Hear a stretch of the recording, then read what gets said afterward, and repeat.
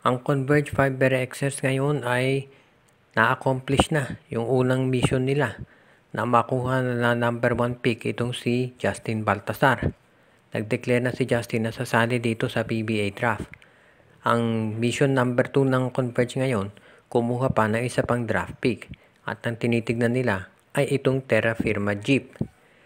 Para makuha nila yan, kinakailangan pumasok sila sa isang transaksyon kasama na rin itong Magnolia Chicken Templados dahil ito ang mukhang pinaka-practical na solusyon dito sa problemang hinaharap nila paano makukuha ang draft pick na ito.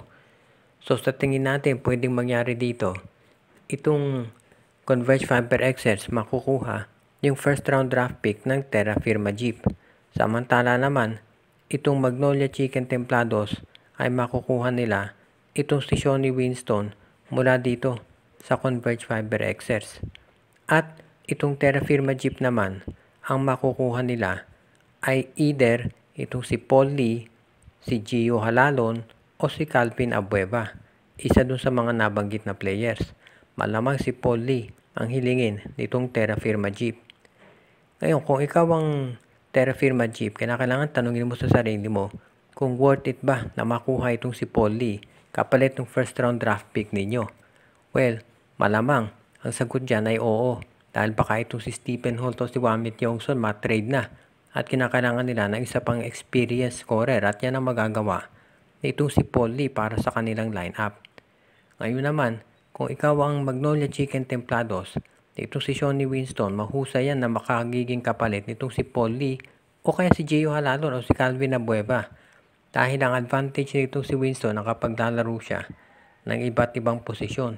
Kaya sa tingin ko ay hindi ito magiging problema sa pag-adjust sa sistema ni Coach Chito Victolero. At alam din natin na ito si Shawnee Winston, scorer yan magmula pa nung college. Kaya kung yan ang hinahanap ng Magnolia, yung scorer na papalit kay Paulie, kayang-kayang gawin yan itong si Winston para sa kanila.